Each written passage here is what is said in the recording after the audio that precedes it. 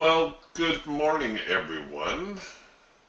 Welcome to our Tuesday morning trading room. Sorry, I did something a little new here on the recording software. Wanted to make sure it was working correctly, and I think it is. All right, so quite the fall off since yesterday's session. Yesterday, of course, the market pretty much in sideways mode after an early decline and rally, and then the after hours market, huge decline. This is all after the market closing up here around 58.45-ish, went zipping lower through the overnight. That was the Asian session. The European session also trying to head lower, but at any rate, we have a huge opening gap above us here this morning.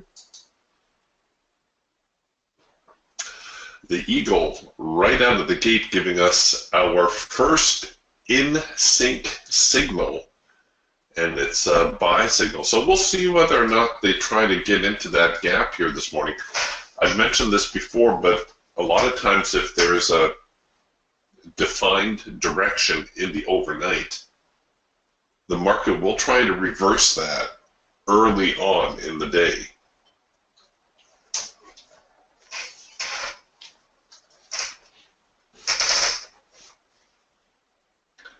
And it looks like they had a bunch of sell orders hit the floor early on, and now the buyers have taken the market, rallied it up.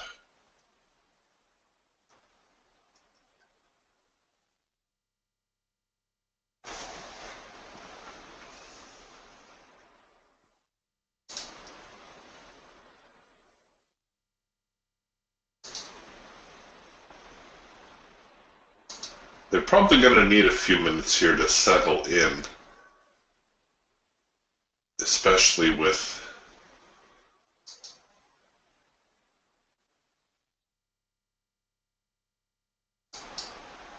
such a large gap.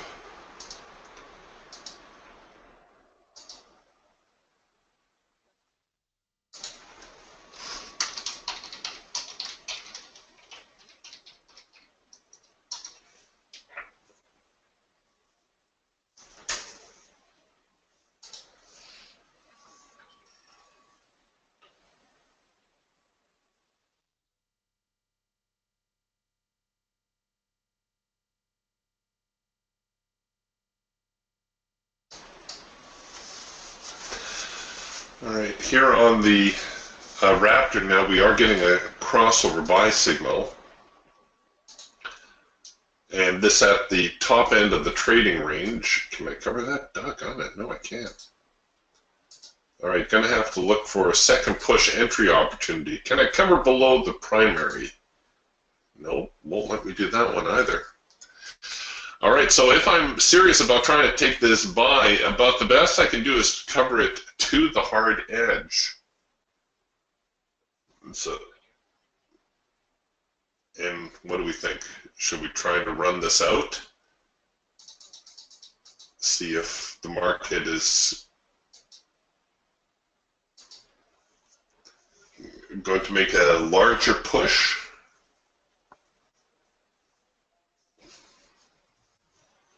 Don't know if my stops will be big enough. That's the problem.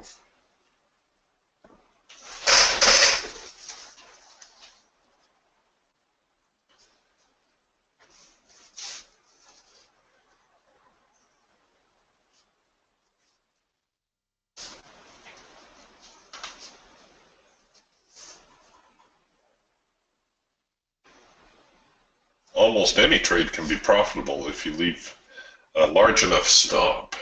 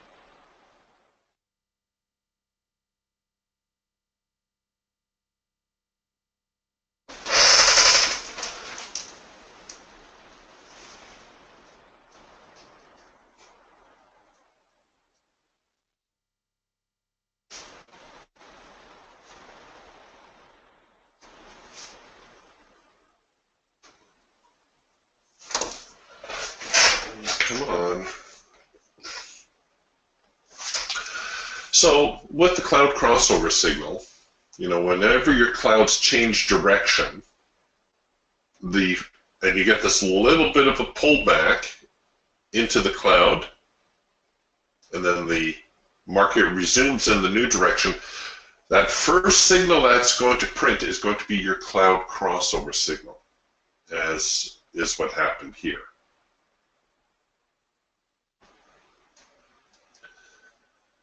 Okay, so I think my profit objective, my high probability profit target was 58.14. It looks like there we go, would have hit our high probability profit target.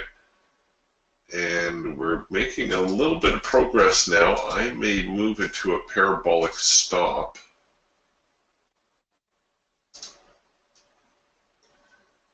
And hopefully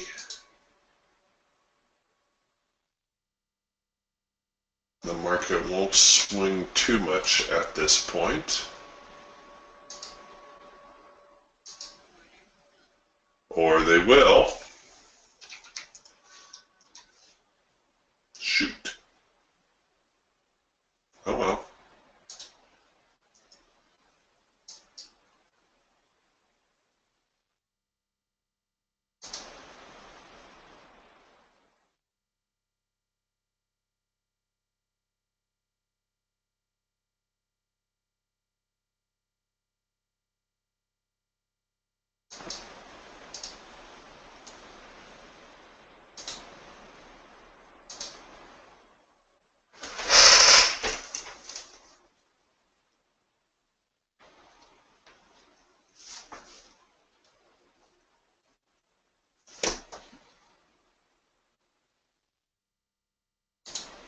Okay, sorry, just making a couple notes here in my journal. We'll put this back on the shelf for now.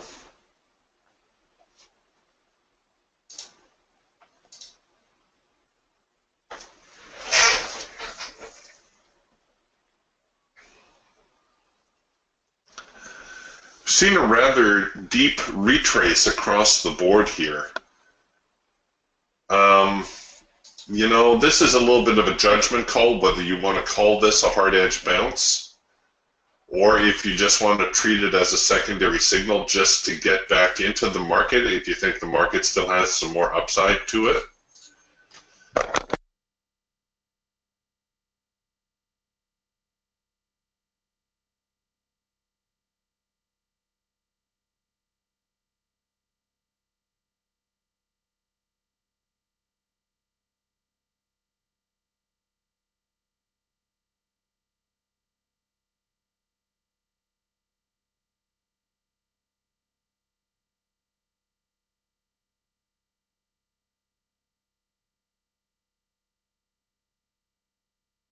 Like I said, it's not quite close enough to the hard edge to be a visual hard edge bounce. Certainly not close enough to qualify for the number 3 signal to print.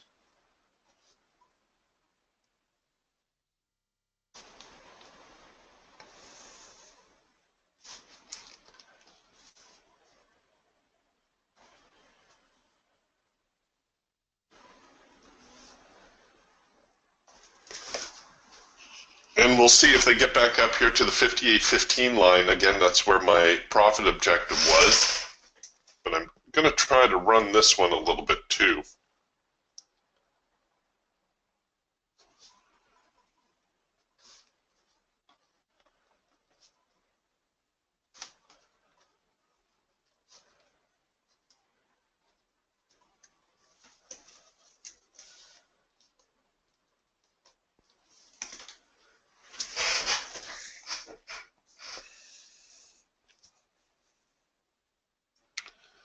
Come on, get me above 58.15 and I can get a little bit more serious about bringing my stops up.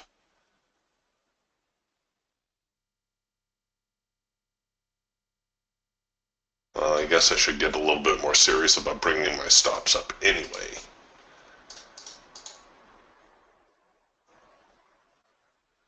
Normally I like to try to stay 2 swings back. That's a pretty safe zone.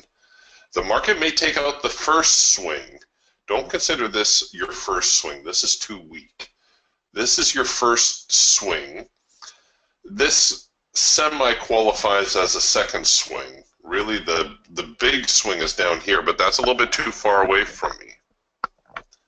And you can see now we're getting that soft edge sell. So we're actually have produced a counter trend signal.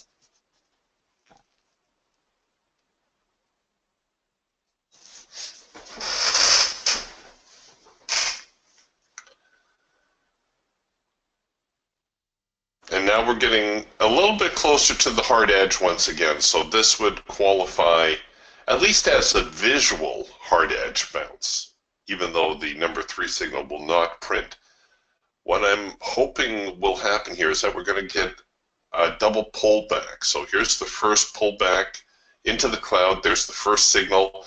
We come out of here again with a buy signal. That would qualify as a double pullback. That tends to be a pretty strong signal. There we go. There's your double pullback. This I would consider a visual hard edge bounce, even though technically the market did not get low enough to actually touch the hard edge.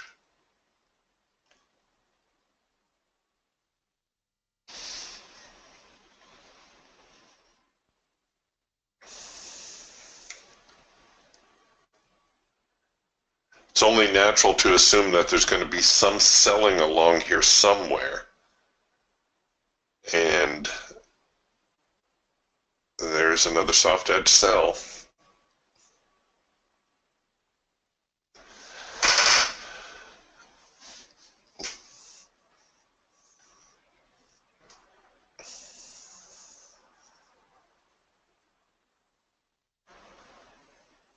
Okay, and now here is the proper hard edge buy. So I'm going to bring my stops up, say just below the, or at the median line.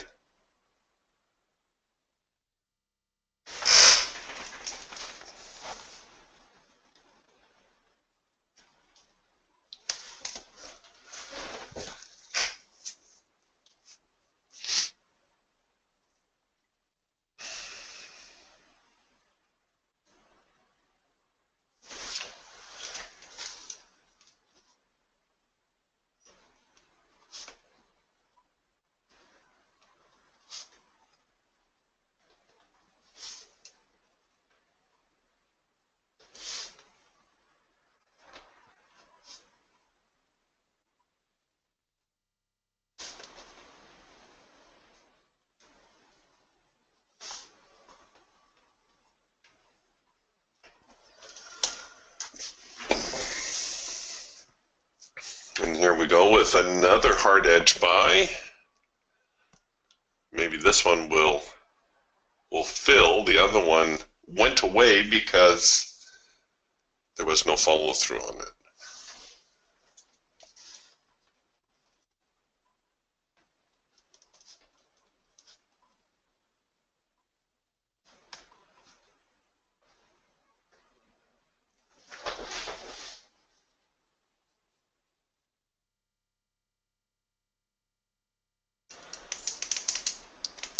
Rick's asking, why does it print 2s?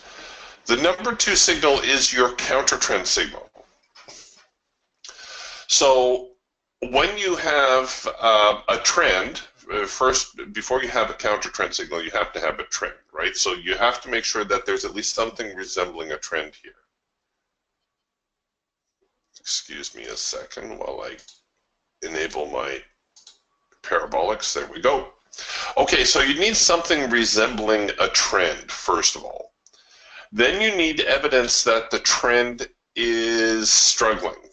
Let me go to a different chart. So we have a trend, and then we have what I refer to as a test of the extreme and a failure. In this case, the extreme is the high. This is the retest.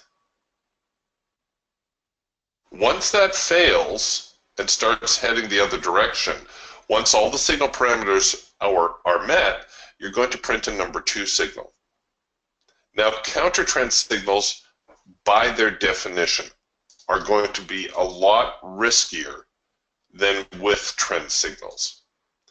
It's not to say these number 2 signals will not work out, but you may need to run a stop up here around 58.30 to actually make that work, which is probably not going to be all that reasonable.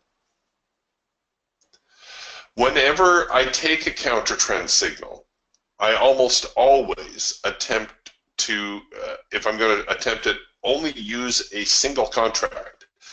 So if you click here on your risk percent mode, you'll see that it will open up this window here, and this is where you can preset your quantities. In my case, it defaults to a single contract. Now, a hint, when you're looking at counter trend trades, the best counter trend trades are going to develop. Got to go back here a little bit to find you a good one. Oh, here we go. The best counter trend signals are going to develop when your band is really extended. When your band gets really, really broad, you're going to have, in this case, an oversold market. If the band was really broad to the upside, that would be an overbought market. So if you have a trend, if you have a very broad band, if you have a test of the extreme, and it shows you that the market is starting to head the other way and you print a buy signal, that is a textbook number 2 signal. In fact, one of our Raptor owners made a habit of measuring the width of the band. And depending on what market he was following, he would know that after the band got X ticks wide, and I forget what it was for the NASDAQ, I think it was around 40 ticks, 40 or 50 ticks, he would be more comfortable taking that counter trend signal.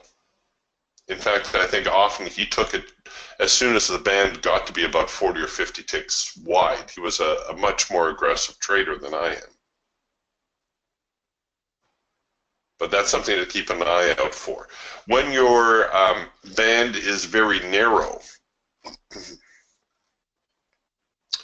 I'm not going to find you a good example here. You need to, well, oh, here we go. I mentioned this the other day, but you always need to take the context into account, right? Because the signals don't form in a vacuum. Don't be one of these traders who, I see this all the time. You know, they show me their chart, and it looks like this. You know, this is their chart. And they say, Eric, I don't understand why I'm not making any money.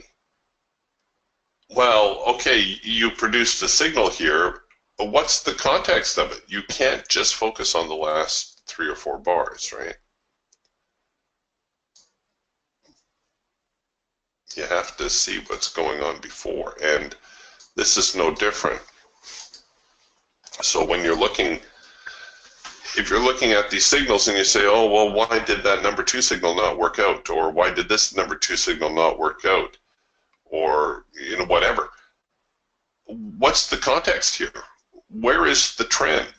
Yes, technically, you had a trend.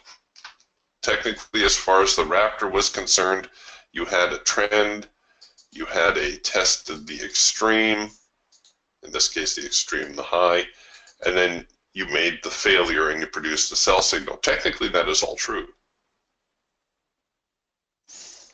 I suppose the trade did work out because the target for your number 2 signal is the hard edge of the trading band. So I suppose as far as the textbook goes, everything worked. But you still need to judge the signal within the context. The reason I was not that keen on taking these counter trend signals, even though they are valid signals, all the parameters are met, is just the sheer upside momentum. we could see it visually. That's one advantage day traders have over end-of-day traders.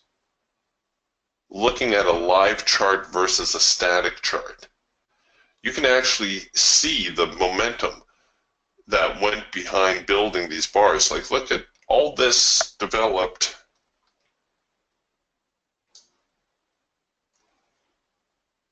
All this developed within 14 minutes of the open. And of that, this rally sprang out of the first 6-7 minutes of the market's open.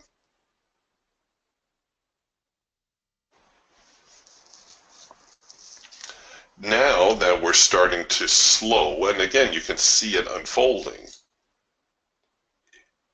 If the market comes up now and tests the high of the morning and fails, well, that might be a little bit more palatable.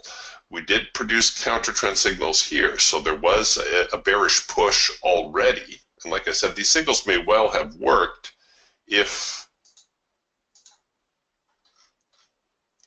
you can't cover the trade right here, not on a counter trend trade.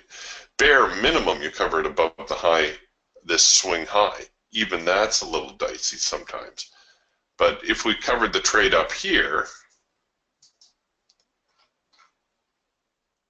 we're still in the position, right? We haven't got tagged yet. And at this point, you could say, okay, well, this was my initial stop. I'm going to bring my stop now down to here now that I see where the market is actually reacting. And you can see here we are, we're producing a soft edge sell signal. So we are producing a short. And again, it should at least go above the high.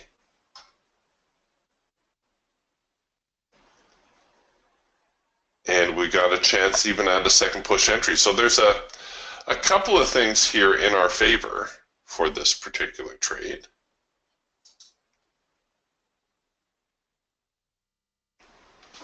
And like I say, it is counter trend. You don't want to get too cute with it.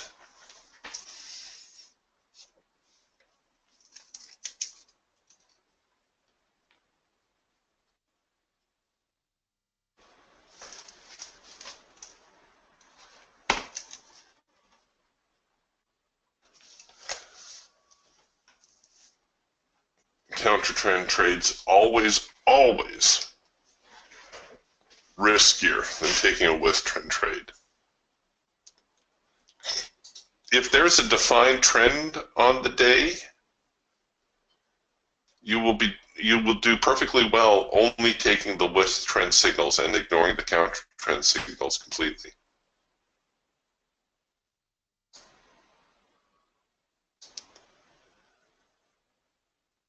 All right, so one more retest of the extreme.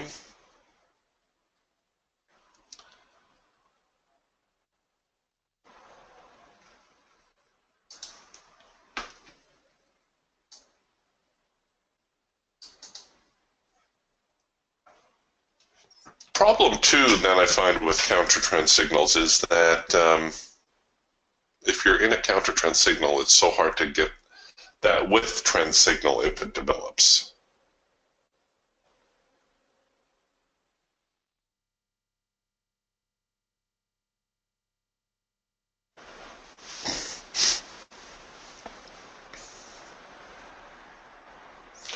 Yes, so Rick asked, so the environment, here, let's clean this up. So Rick asked, so here the environment, the conditions were met twice? Yes. There's actually like a half a dozen requirements going on behind the scene in the trading algorithm that have to be met, conditions that have to be met before the number two signal, or any of the signals for that matter, will print. What we're looking for on the chart is only the minimum. The computer is doing all the heavy lifting, finding all the other conditions behind the scenes.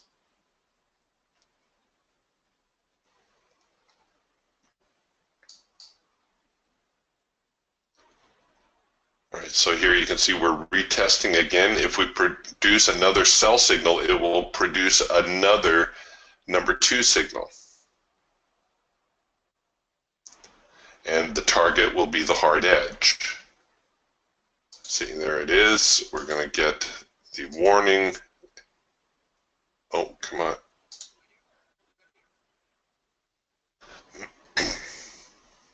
See, and there's your other number 2 signal.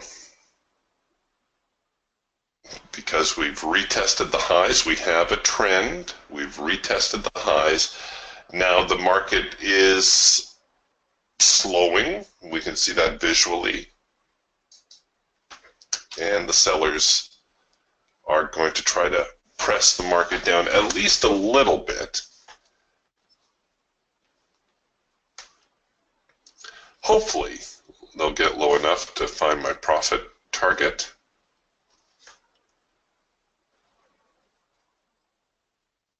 Stops above the high.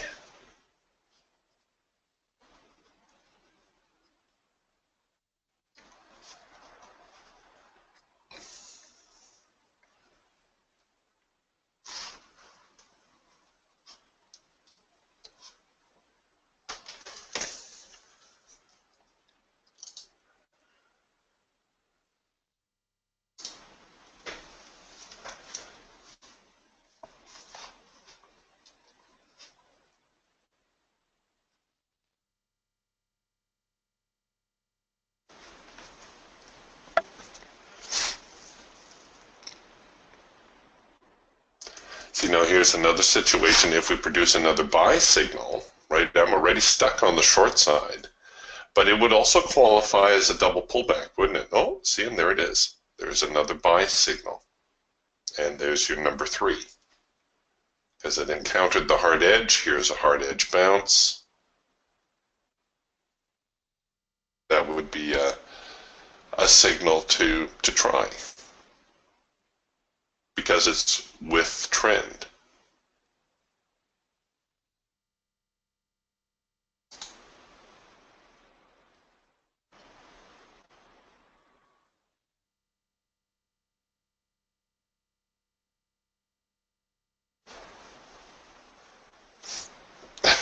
No problem about the typos, Rick.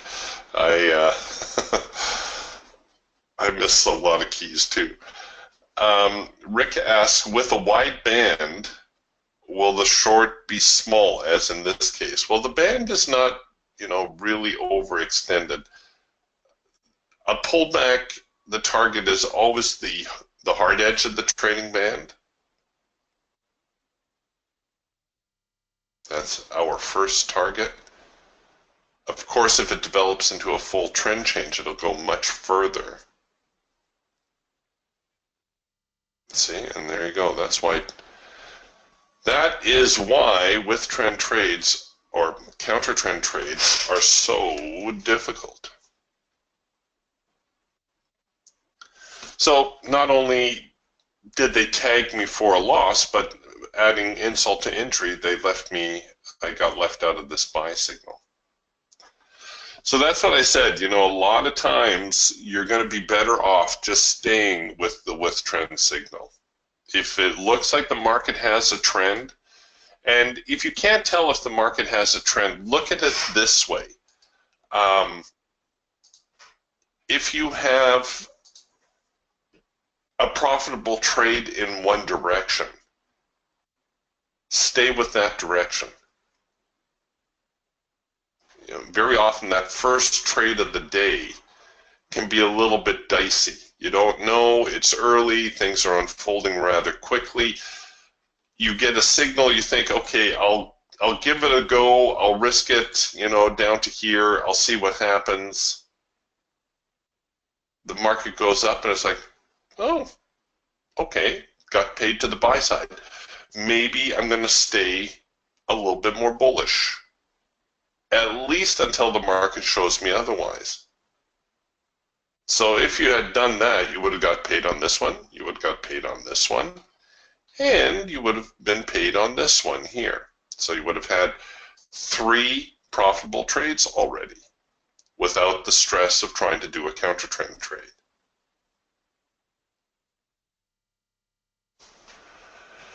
Now, likewise, the inverse is true. So let's say you tried this buy signal and you set up like this and like that, and the market brings you in and then goes boom, gives you a spanking, and then you can say, oh, all right, the market does not seem to be paying to the long side. It doesn't seem to be paying the buyers. I'm going to try selling. And so you pay more attention to your sell signals.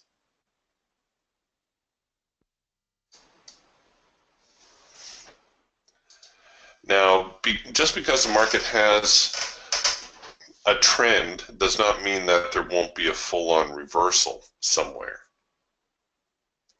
But the chance that the reversal through the day, which typically comes about an hour after the open, so somewhere around the bottom of the hour, we might see a little bit of a pullback. But if we have a trend, so if we say, oh, I think the market's got an uptrend today, that reversal is not likely to send the market back into a downtrend. Rather, it's probably going to send the market into a bit of a sideways range. Right? You're going to see this kind of stuff go on for the rest of the day. And then going into the close, well, there may be more aggressive selling. Of course, there's lots of stuff in the news about North Korea and everything. Traders might be reluctant to hold the overnight, in which case they liquidate. Or if they think the stock market is still strong, they may buy it into the close as well.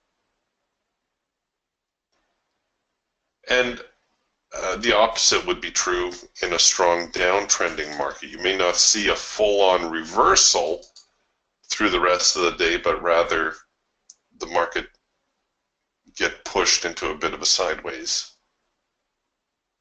range.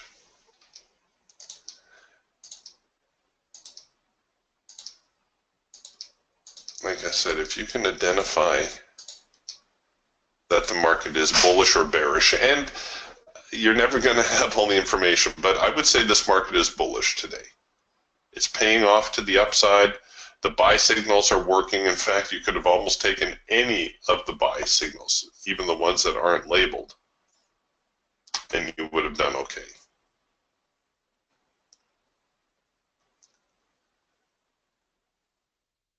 We're about, here at 58.28, we're about halfways or better into that overnight gap. So that's a lot. That's a big rally. The market may consider that gap to be filled at this point.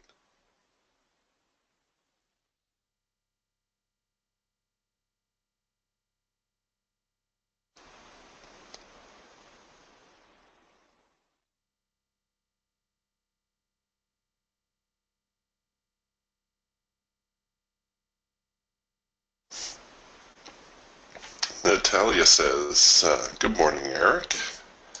At 6:42 and 6:45, we had the same set of signals. I stepped into the same hole twice. Yes, these sell signals. And I don't know if you were in the room a few minutes ago, but I was just going over this with Rick. I was not keen on shorting these for two reasons. First and foremost, out of the open, visually, I could see how quickly the buyers were buying the market up. Right? The bars were just going boom, boom, boom, boom, boom. A lot of activity to the upside. So the market was visually very, very bullish. And because the market had so much upside momentum, you could take the trade, but you probably have to run a relatively deep stop. More than just this last swing high, you probably need to run a stop somewhere up here, at least to start.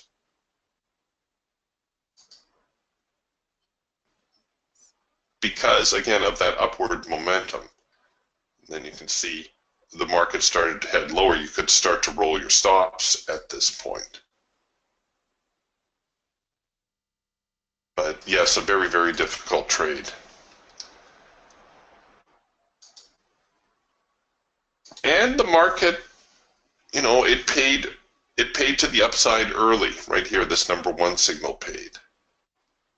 Whenever you see the market paying off in one direction, it's almost like being at the casino in that respect. Although the casino is purely chance. Okay, so here's another number 2 signal. Now the environment has changed a little. Oh, son of a gun. Let me just hop in there. Okay, obviously I'm very late on the signal. I wanted to take it up here. Maybe I should have tried to get in with a limit order rather than just hit my sell button.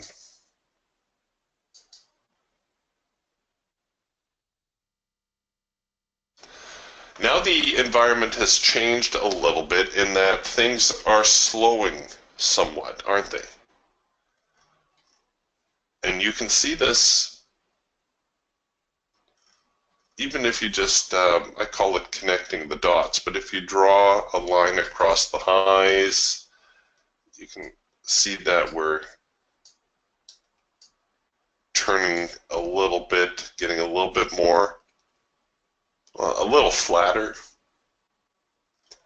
Not quite so obvious if you draw your trend line across the bottom. The bottom trend line still a little bit more bullish looking, but the top trend line starting to turn over a little bit. And we are printing a lot of number 2 signals, aren't we? We're getting quite the grouping. So we had a group of number 2 signals here, a little bit of a rally up, number 2 signals here, a little bit of a rally up. The rallies are getting shorter, is what's going on.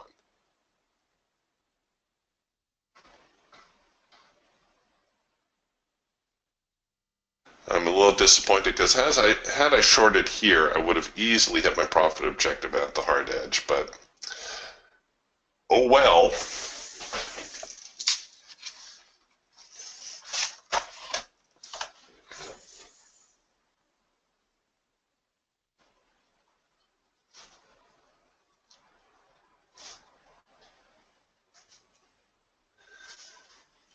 I mentioned this before, but I think it's important if you take a counter trend signal to go in light,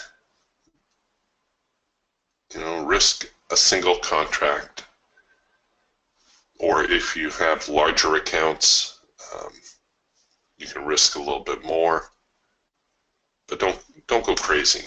Now let's see, did they slip me a tick? Oh my goodness, they slipped me like 3 ticks.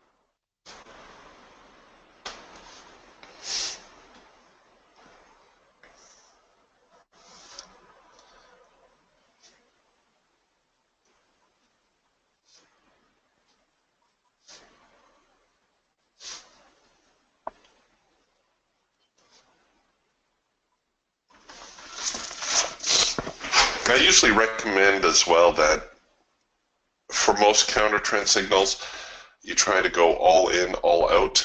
This has the potential to move a little bit lower, but I think I'll just take my profit. You know, seeing how I got in so late.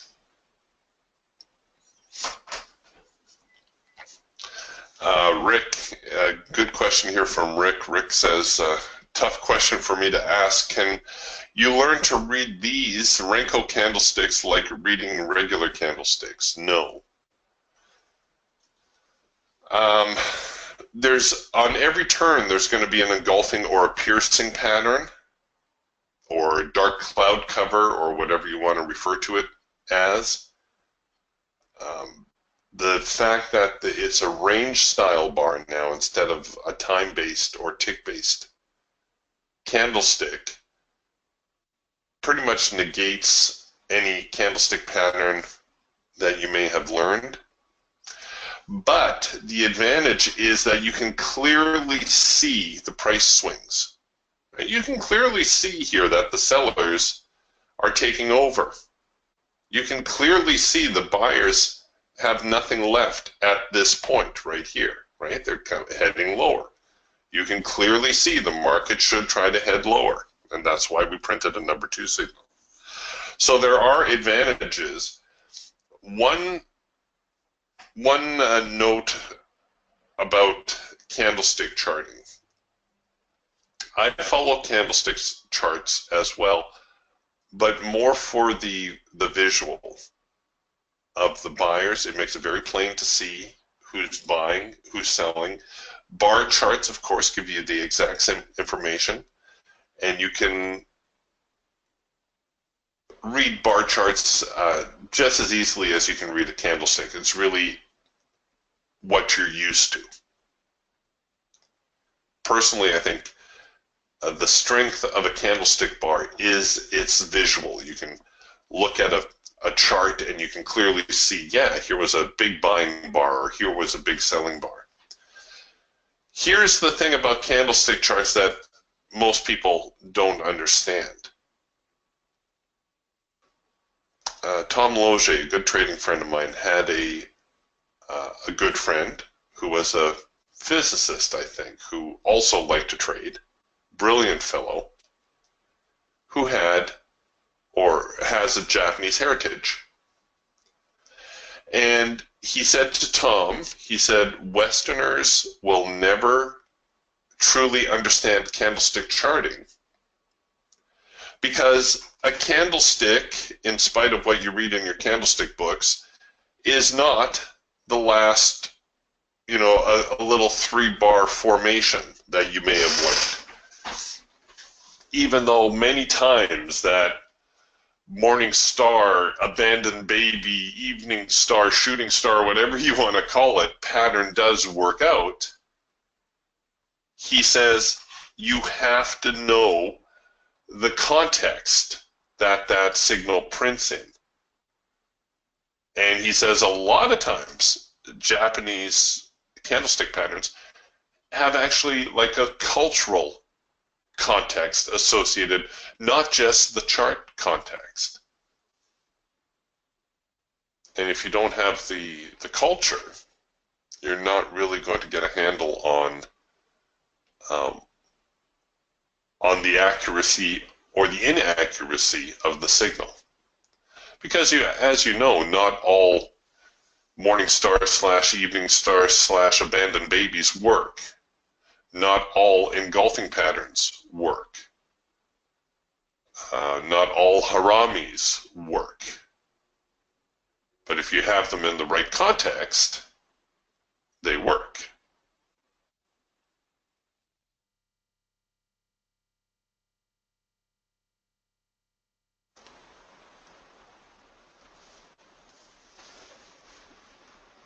Yeah, Steve says candlesticks work on higher time frames like 1 hour or daily charts. Our chart times are too quick. And you know what you can do? There's nothing, absolutely nothing wrong with, one second here, I'm going to build you a chart. There's absolutely nothing wrong with if you wanted to run, say, like a 5-minute. There we go. If you want to run a 5-minute candlestick alongside your Raptor chart, there's absolutely nothing wrong with getting like a confirmation of signals. In fact, here you can see very plainly the upside momentum on your 5-minute chart, right? It's even a little plainer than it is on your Raptor chart. Here you can see the market starting to get a little bit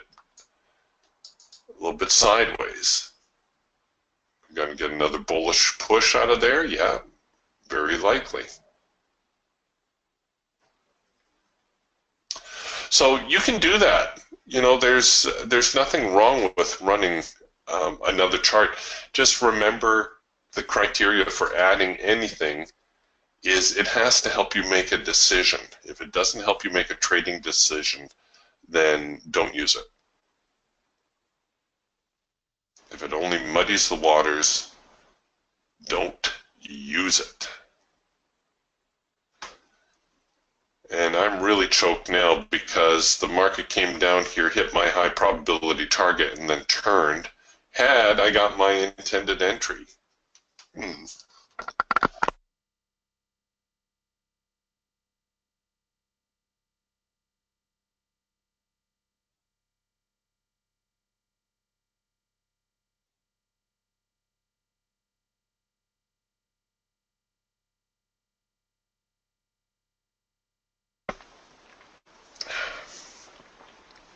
Okay, so we got another retest here of the high now. And we'll see whether the sellers can lay it on.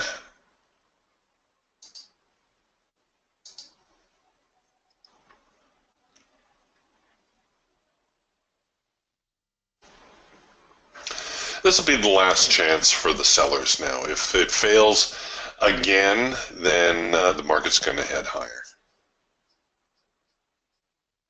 They really need to get some selling going on.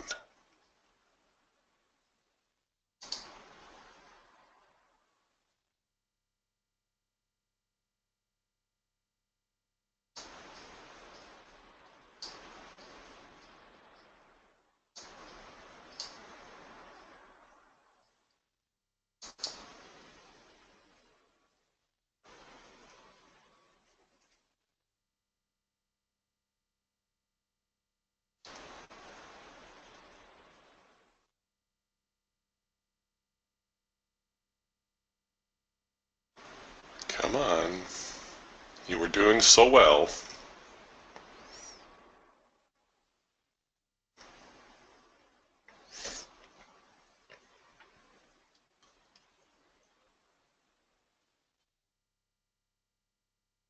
Yeah, you can see all these with trend signals printing.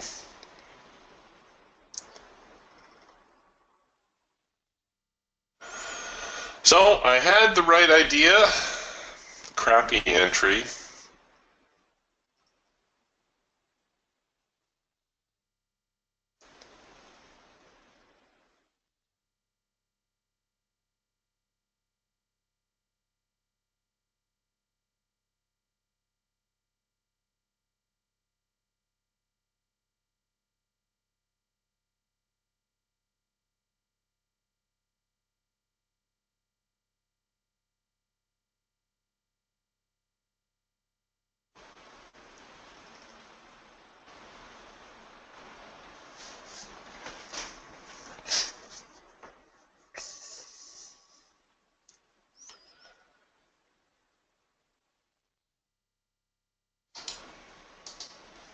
Market's going a little bit more sideways than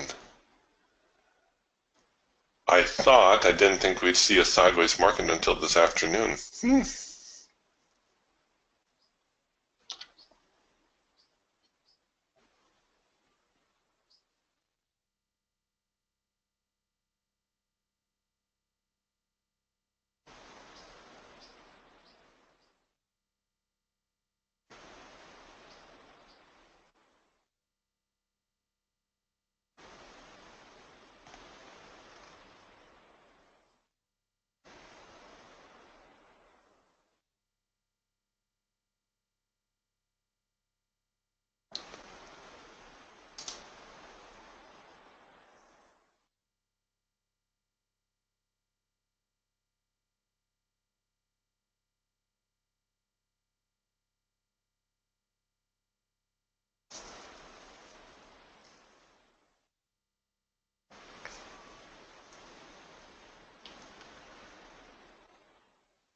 Wow, what a tough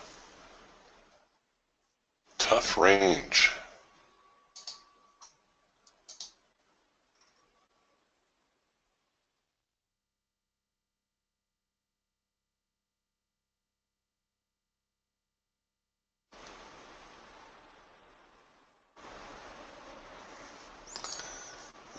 come those sellers again.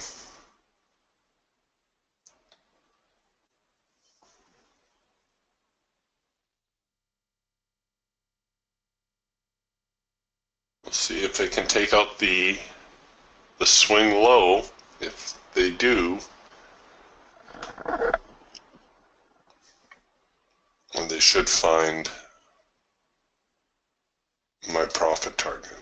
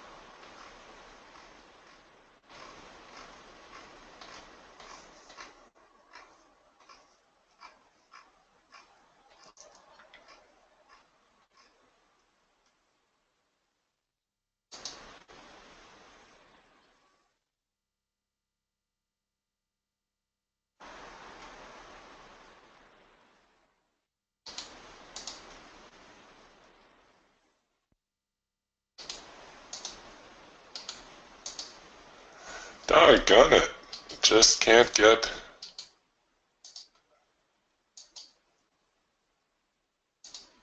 a move lower.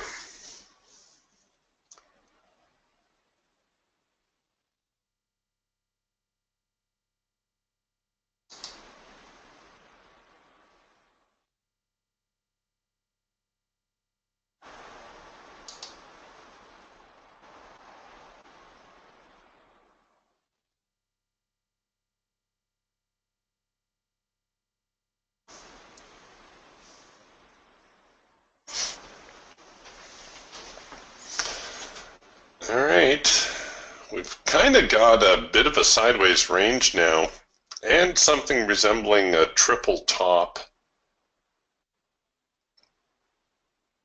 You could use an OCO type order. You could bracket above the highs. You could sell below this low. That would be a relatively safe trade.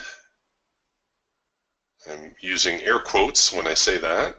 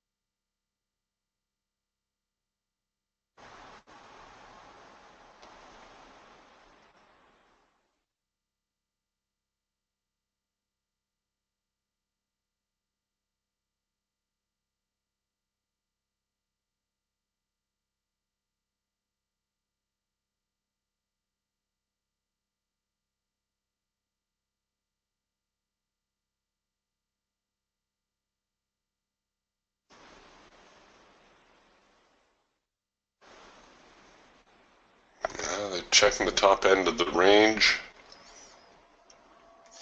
If the sellers take over again at this point, it's almost certain we're going to see a more substantial move to the downside.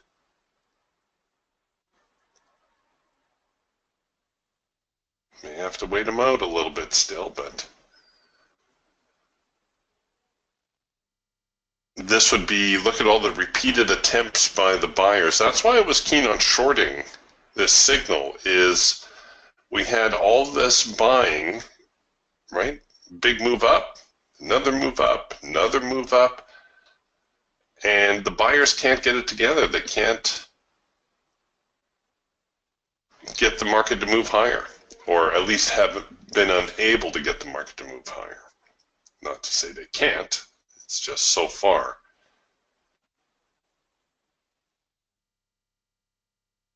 Yeah, see, there you go again with the counter trend trade.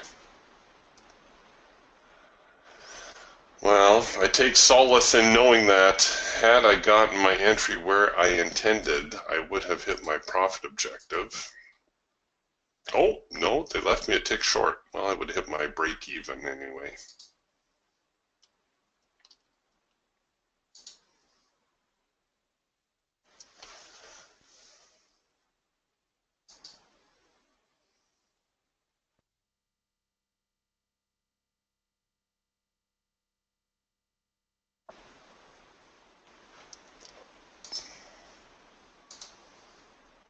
The hawk here, look at all these yellow bars, all clustering at more or less the same price level. That is characteristic of a sideways market.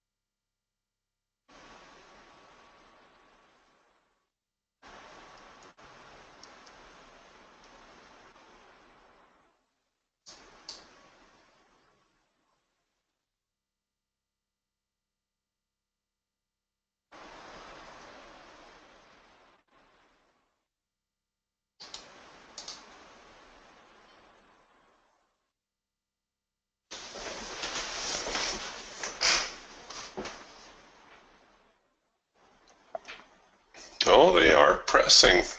Look at that. Well, today really drives home the importance of staying on the trend side.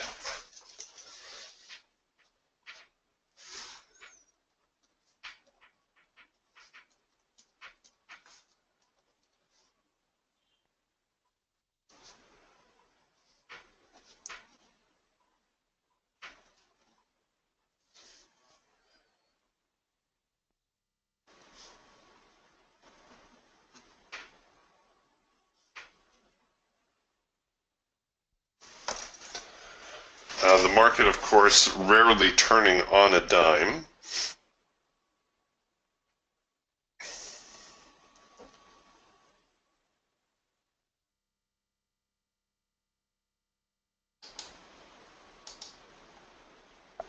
And now, look at that, we're back here to 48.50. That's where the market left off yesterday. That huge overnight decline has been filled.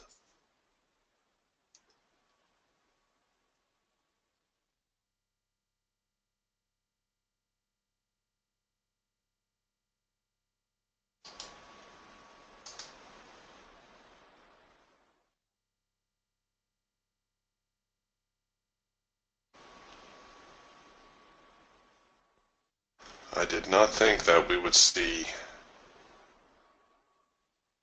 such a large rally today.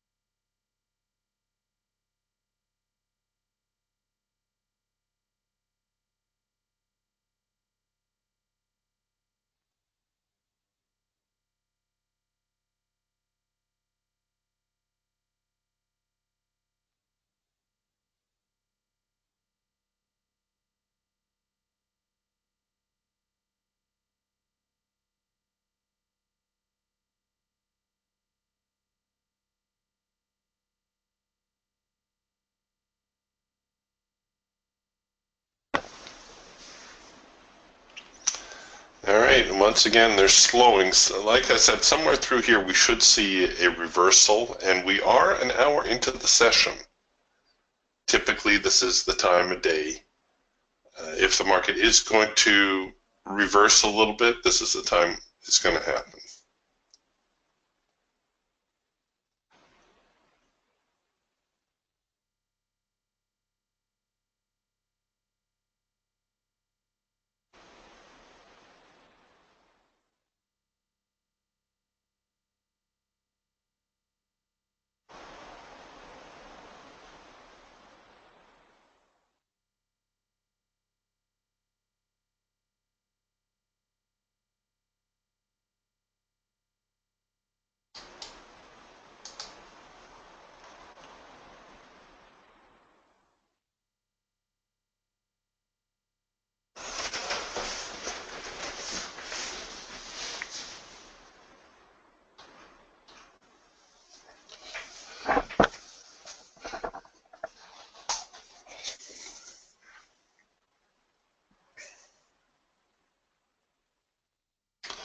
But like I said, the market's not going to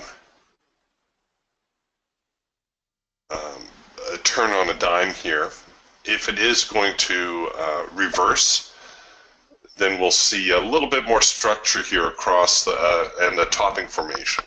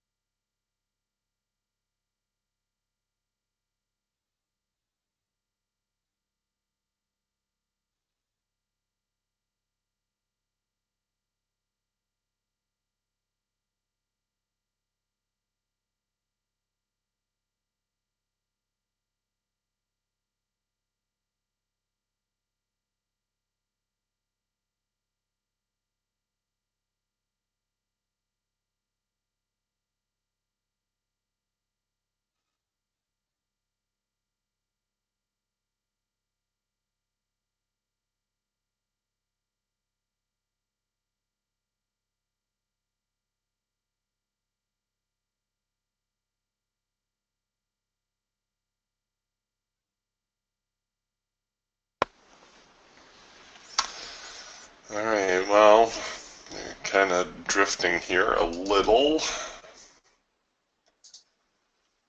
And that may have been the last rally for the buyers. This does tend to happen, you know, where you see a market drift sideways and then it'll shoot up, especially out of that pendant formation that we saw when I looked at the 5-minute chart.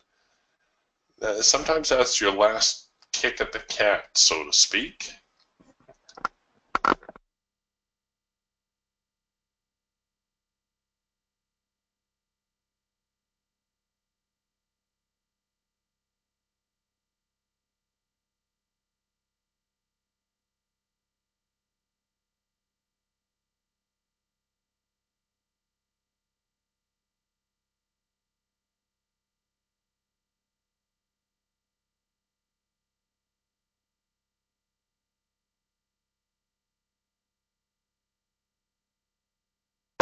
Here is a with trend opportunity on the Falcon. We're getting what's referred to as a late filter entry signal.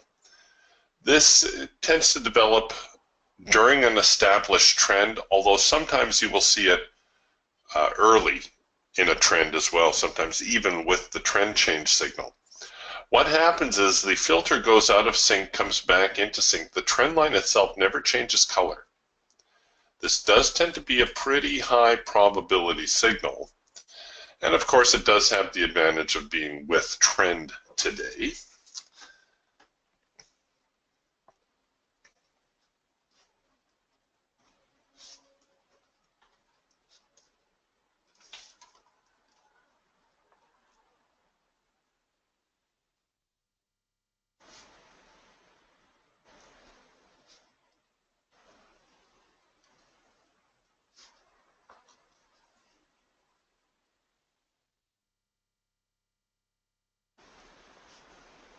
And the market getting noticeably slower.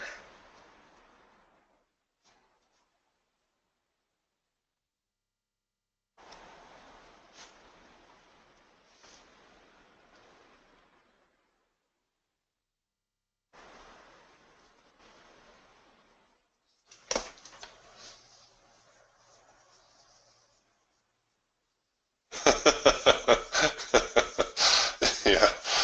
Yeah, Steve. Steve says, this morning I count 8 different long signals with 2 losers, and of course I had to take one of the losers. I have noticed that, though. I don't review my trading journal often, but that is one thing that I have noticed is, like I said, if you see the market paying off one direction, stay with that direction. And if you happen to take a losing trade, okay, so you lost on a trade, that's trading. But try to take something away from that. Try to say, oh, all right, losing trade, the market didn't go short, I'm going to look to go long. Likewise on this long signal, like I don't know if this is the end of the bull run, but if my buy signal fails, then I will definitely get more aggressive on the short side. That should actually be the key. You know, if we've been in a buyer's market as we have been today, you stay in the buying market until the buy signals are no longer working. Then you can look at sell signals.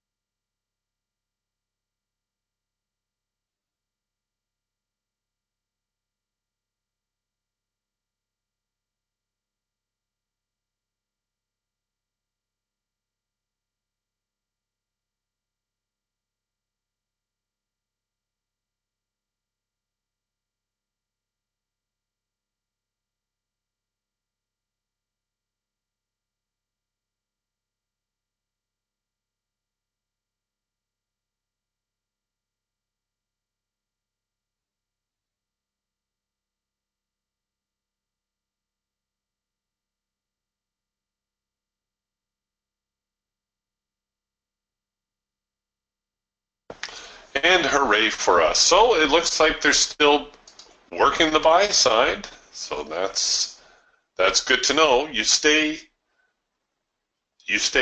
with the trend, I guess, as long as possible. Like I said, that's kind of been the lesson to take away from today. Excuse me for just a moment. I'm going to be right back, and we'll see whether or not we get any other signals here.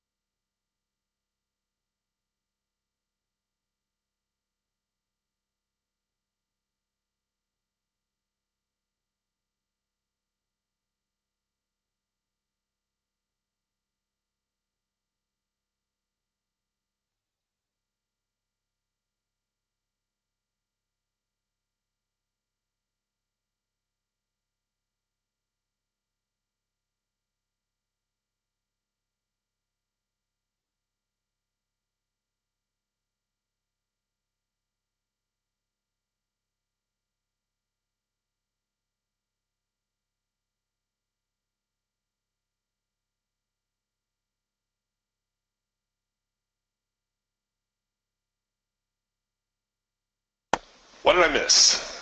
Oh, not much. Good time to go get a coffee.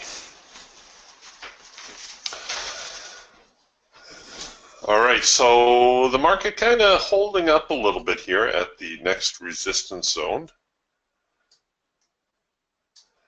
After here, big jump up to the next resistance level at 58.64 quarter. That would put us, I think that's above yesterday's highs actually.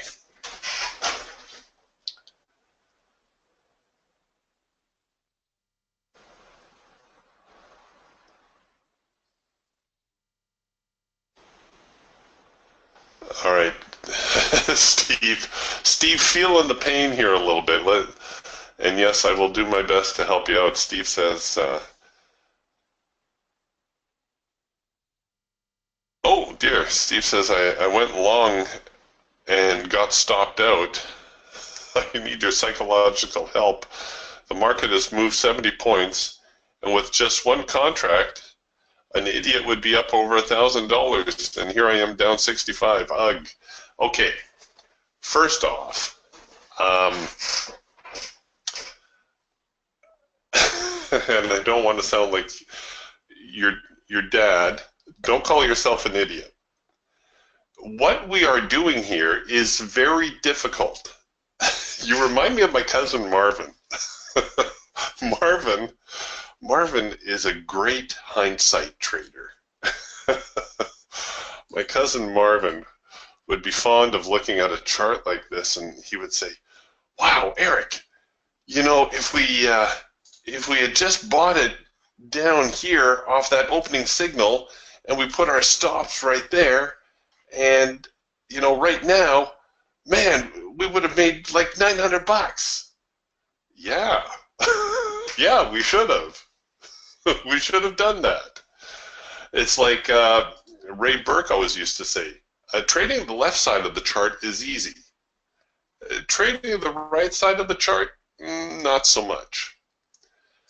We are dealing with future events here, folks.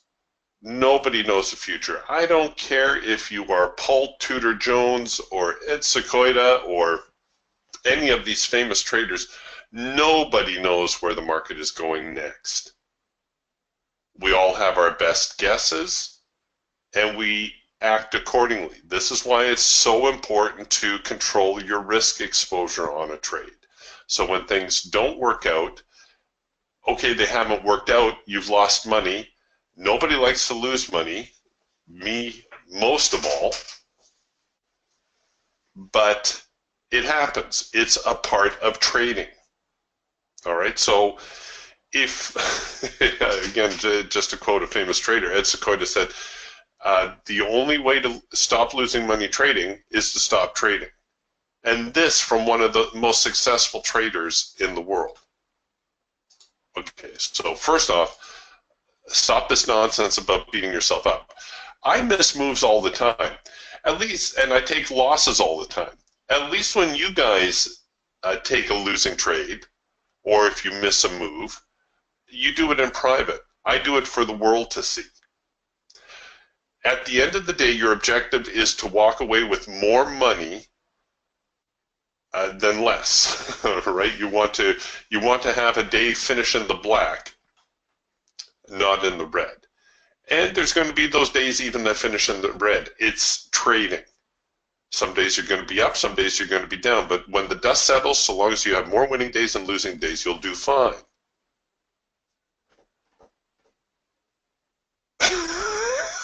Steve, you're not helping. Steve says, okay, I'm not an idiot, but a loser. You know what, Steve? A $65 loss is a rounding error. That's not a loss. If you lost $650, okay, then we would talk. $65, that's not a loss. That's a rounding error. What you need, what everybody in the room needs, not just Steve, but what you need is you need to have the confidence in your system to take the signal. And you have to have enough skill to try to discern which are the best signals. Now, the confidence to take the signal, here's a very easy way to do it. After the session, or even right now, it doesn't matter. You go here to your indicator window, you find your Raptor 2.0, you go down here to the bottom, and where it says arrow location, turn your arrows off. Go here, do not plot.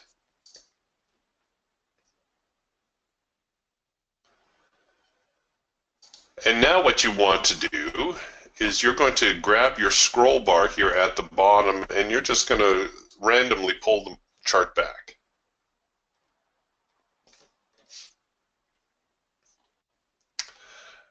And now advance it bar for bar, so you don't have the arrows to prompt you anymore. Bar for bar. And when you get to a signal, look at the signal, consider it. Is this a signal I would take? If yes, why? If no, why not? And then go to your next signal. Okay, here we go. This is going to be a number 2 signal, isn't it? This is going to help you learn to identify your signals as well.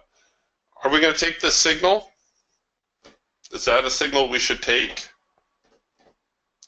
Steve, you're in the mood for playing. Is that a signal I should take, Steve?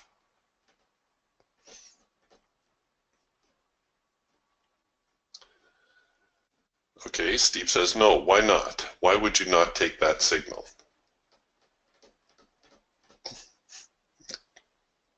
I'll give you a chance to type because I know it's not fair. I can talk, you have to type.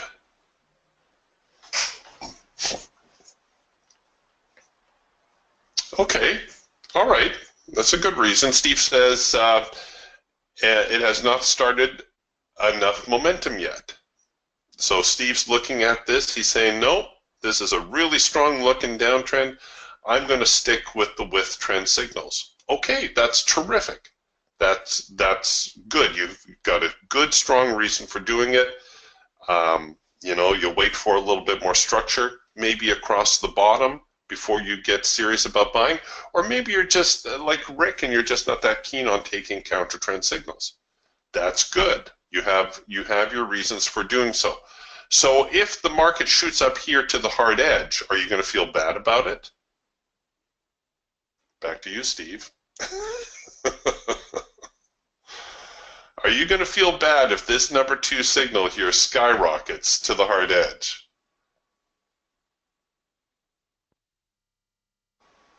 All right, so Steve says, I would counter trend if I saw three attempts on the downside. Okay, very good. Steve says, no, I would not feel bad. And that's exactly where you want to get to. So you've had your reason for passing on this number 2 signal.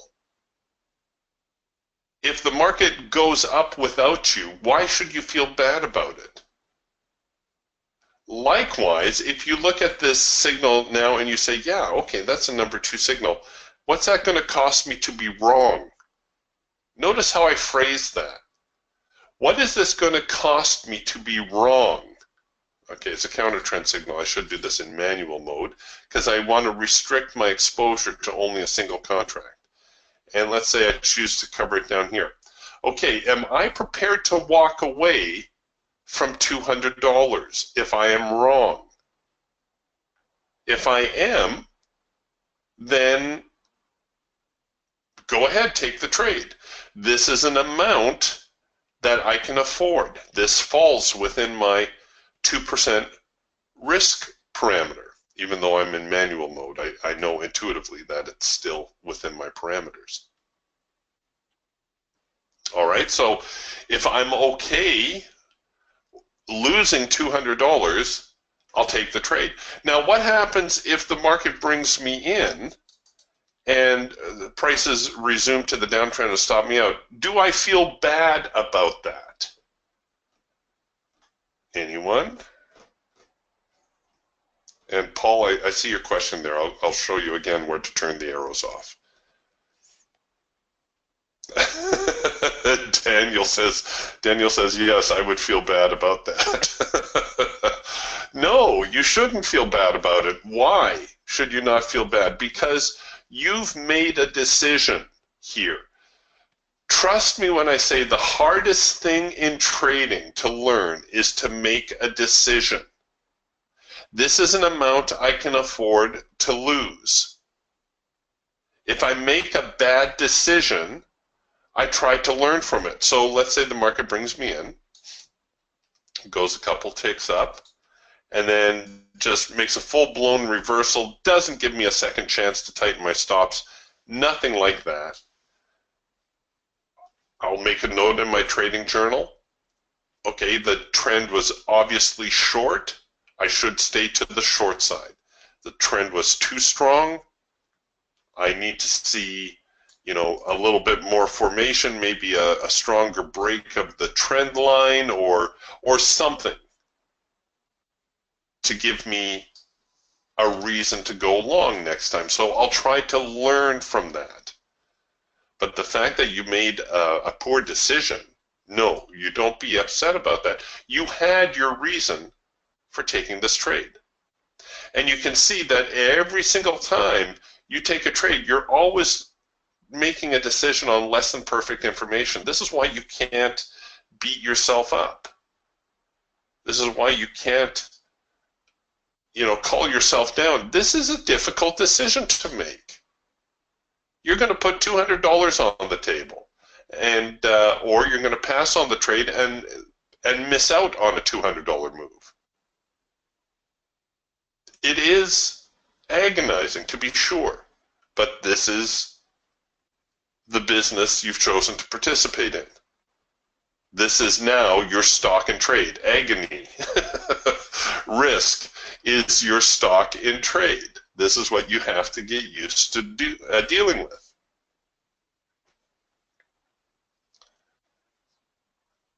All right, so I know everybody's dying to see how this worked out, but let's follow it through.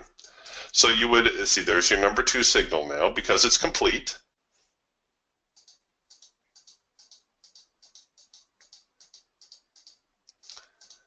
And are they going to get all the way up? Okay, so they didn't get all the way up. Now we have a number 3 signal. And now the process begins all over again. Do I take this trade? Why? Why not? How do I structure this trade? Do I place my stops here? Do I place them? Do I try to go a little bit higher? Try to stay, you know, above 2 swings back? So this would be swing 1, this set right here, swing 2 up here. Can I afford to take a stop that far back? Right, so all these things start to come into play. And then you move your chart forward, and no cheating. There's no point in doing this exercise if you're just going to scroll the bars forward and say, oh, well, I would have done this, I would have done that. No, it doesn't work that way. If you were long this number 2 down here, if you had bought, well, your profit objective was through here. So if you were all in, all out, you would have taken your profit. If you were going for the hard edge, well, you're still a little bit short, aren't you? So what do you do with your stops now? Do you wait for another swing? Do you hold your stops and hope the market resumes the uptrend? You see, this is the only way you're going to learn to qualify your signals. This is the only way you're going to get better at distinguishing your opportunities.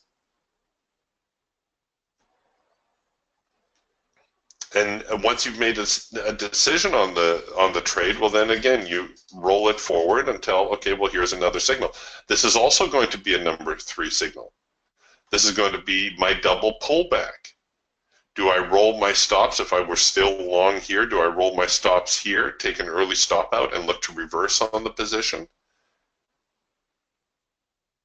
Do I feel like I'm chasing the market around now? Should I be slowing down? Should I just let the market settle in and then look to take a trade? Like Steve, I'm assuming Steve would be on this signal or on either of these signals now because they are with trend. He's deemed that the overall market trend is down and he only wants to stay short. Okay, so here's swing one, here's swing two, here's the hard edge. So we can probably cover this trade a little bit better. And the scenario stays the same. You have to be prepared to walk away from that money. Right there, you have to be okay with that amount. You've made a decision. You have your reasons for trying to sell. If the trade does not work out, you can't beat yourself up for it. You had your reasons for doing your trade. When you take the loss now, you look at it and you say, what did I miss? What could I have done better?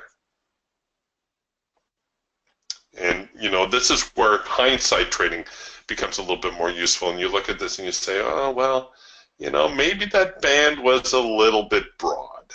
Maybe I should have tried to hold, should have looked for a bigger reversal before I got anxious to go with trend. Maybe my stops were too tight. Right? Maybe the market turns here, and had I had my stop a little bit deeper, I could have rode out the swing. Ask yourself these questions. If you can start answering some of these questions, you'll find that your learning curve shortens considerably. This is why I keep a trading journal. If you don't keep a trading journal, you should. You should keep a trading journal.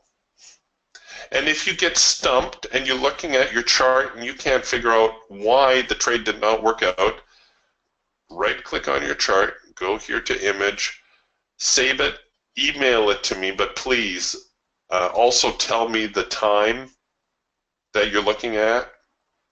So if you right-click on your chart, tell me that, okay, Eric, it's August 21st, 7:45 Pacific.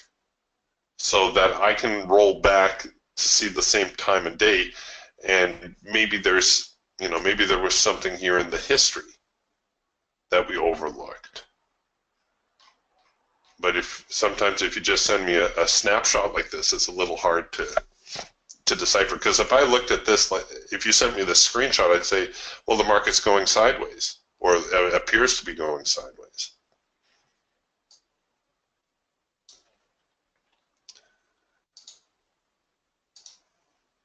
All right, so here we seem to be topping again. We're going to produce another number 2 signal. The band is a little bit broader.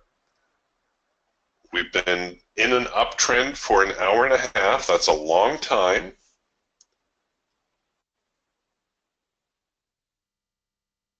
We'll see if they come back with yet another reversal that might be worth trying.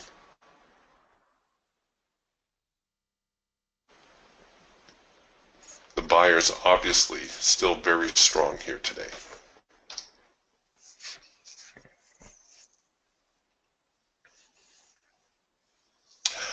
Yeah, I can sympathize with you, Dan. Dan says this is where I think too much and take a beating. It does get easier. And like I say, if you keep a trading journal, I guarantee it, within 2 weeks, you will see patterns developing in your trading. Things that you're doing right and things that you're doing wrong. And some of these habits are hard to kick. Like, I've been in the trading arena, since '95. For over 20 years I've been involved in this. And I still find myself fighting the trend some days. Old habits really do die hard, but at least I know what it is I'm doing incorrectly. And maybe one day soon I'll actually stay with the trend instead of looking at all those tempting counter-trend signals. And those counter-trend signals, they look tempting for a reason. They're trying to get a few more sellers into the market so that they can rally it up again. See, look at this. Everybody thought these highs were going to hold. Let's entice a few more sellers to step in. Boom! Hit them again. Just flatten them. All right, Paul was asking, how do you turn the arrows off? If you right-click on your chart and you go to your indicator window, and you go down here to your Raptor version 2.0, pull down to the very bottom, and you're going to see your arrow location. By default, it says off bar. You want to go to do not plot. And all that does is it keeps you from cheating. See, if you leave it at off bar,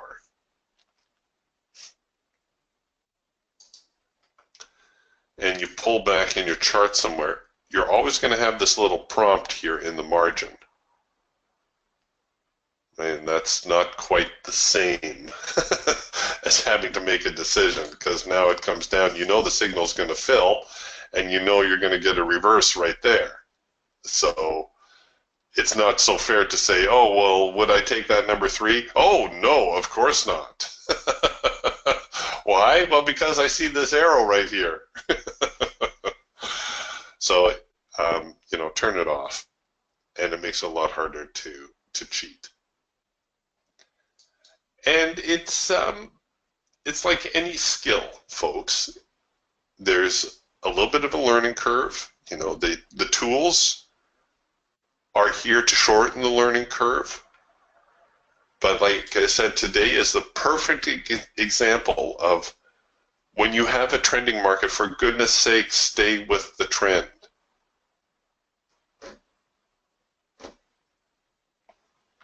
And, you know, the earlier you can identify that the market is trending, then the better off you'll be.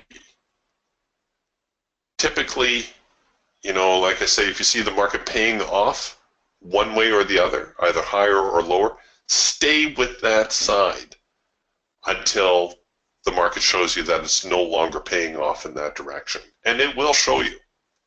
And then, of course, manage your positions correctly. Don't overtrade. You know, still have a trade quota, even if you just had like a 3-trade quota, which is typically what I do. I would have been finished long ago. This could have been trade number 1 here. Oops, wrong tool. That could be trade number 1 there. This could be trade number 2 here. This could be trade number 3 here. My day could be done, and we're only a half hour in. If I saw this rally here, all right, well, maybe now I'll entertain another buy. So there's something resembling a hard edge bounce. And that could be trade number 4, but that would kind of be my limit on the day. But even if I'm trading singles and each of my trades I hit my high probability profit objective, that's a $400 day on single contracts. Right? You don't make more money by trading more often. You can see how difficult it can be when every time you're faced with this decision, right? You're faced with the, oh, do I take this signal decision? But when you have a juicy trade set up where you can say, okay, I'm going to take this trade, well, I'm just going to do this for emphasis. I'm going to run a tight stop. If you can take that trade with 4 contracts,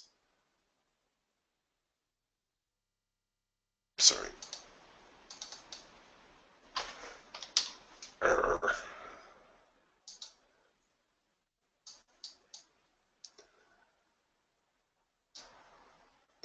If you can take this trade with 4 contracts, or 3, that's a $300 trade, right? So you make more money by trading more size, not by trading more often. Because every time you take an additional trade, you're introducing the possibility of a loser. I know the obvious stuff, always just the forehead smacking stuff, but if you are in a position, or you get yourself into a position where you can trade 2, 3, 4 contracts at a time, you only need to trade two or maximum 3 times a day, and you can be making $1,000 a day.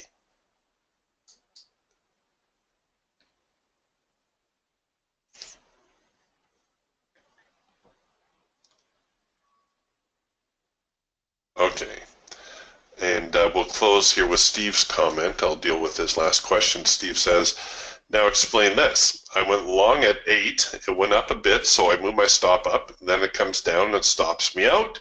And then it heads back up to the heavens. All right. So Steve went long 8 o'clock.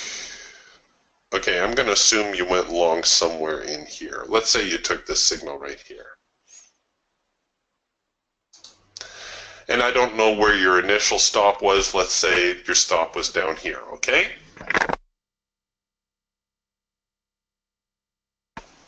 Pardon me, I had a little bit of had to clear my throat. Okay, so the market goes up. We're going to pretend it didn't hit your profit objective yet. The market, you roll your stop presumably somewhere around here. The market comes down and stops you out and then goes up without you. Well, I hate to be stating the obvious, but you rolled your stop too soon. Why did you roll your stop? At this point, when you get stopped out and you're not all that happy with yourself, why did you roll your stop? Write in your trading journal why Steve rolled his stop up so early. Was Steve afraid to lose $180? And I'm not talking down to anybody. 180 bucks is a lot of money. I don't like to lose 180 or 200 bucks. But I've used this analogy before. It's a lot like sitting down at the poker table or at the roulette table. Maybe that's a better example. You put your chips on the table. You place your ante-bet when you're playing cards. If you don't like the cards you got, can you take your bet back? Well, you can try. I have a feeling the other players at the table aren't going to be too happy if you tried to do that. You rolled your stop out of fear, right? Or you had your auto break even working. It hit your auto break even. The stop rolled up prematurely. This happens to me a lot. In that case, it was just bad luck. You know, you needed one more tick to fill. You got tagged at your auto break even. It's unfortunate, but if the premise for the trade is right, well, then go ahead and re-enter. That's what I end up doing. If you rolled your stop premature because you were afraid about the trade, then you have to make this amount right here something that makes you less afraid. You have to make that amount something that you are okay with walking away from. And let's just, for argument's sake, let's say that amount is $100. Let's say you're okay risking 100 bucks. So then you set up your trade like this, so you have $100 at risk. If the trade works out, great. If not, okay, you're $100 lighter. Just be aware that the tighter you place your stop, the easier it is going to be for the market to find it.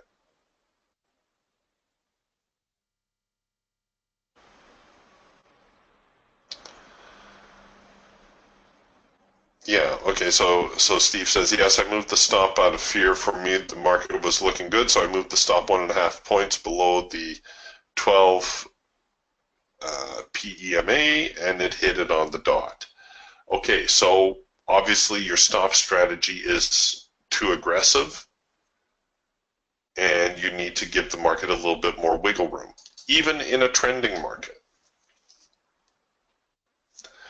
The markets exist to create confusion. Well, they don't exist to create confusion, but the markets create confusion. The driving forces behind the market that want the market to go higher are doing everything they can to encourage you to sell. Whether that's running your stop order, whether that's giving you a really good looking topping formation that doesn't follow through, they're trying very, very hard to get more sellers into the market. And there will be a point here where the market will reverse on itself. But the lesson for you to take away, Steve, from your trade, and again, I'm going to assume that you had it set up something like this, is make this amount something you are prepared to walk away from, and then just let the trade ride. At this point, when you start to take out these highs, assuming you're running the trade out and haven't taken a profit, this is a good time to start rolling your stops. Why? Because we've seen renewed momentum, renewed upside momentum. There's another bullish push. Okay, now I'm going to bring my stops up, maybe to break even, maybe to the parabolics, something.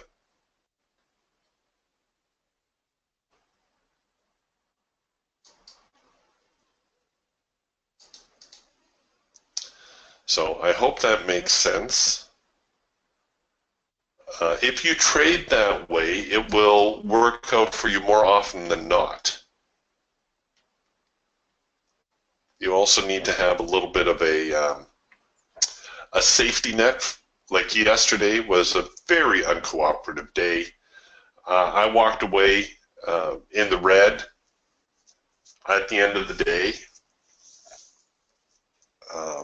You know, I'll make it back. I made some of it back today. I'll make the rest back tomorrow. It happens.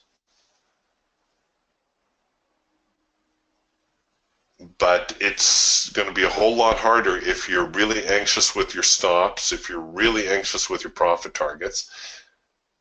If you overtrade, it's going to make it impossible.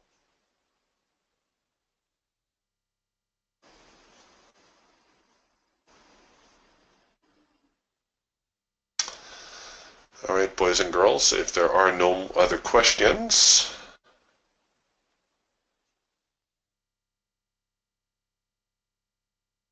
we will button things up here for the day.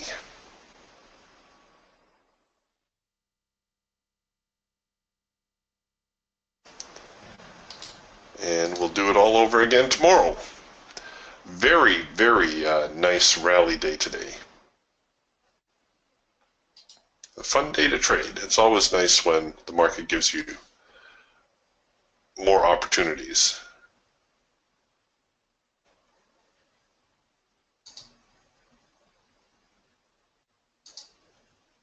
Okay, I will see you tomorrow then.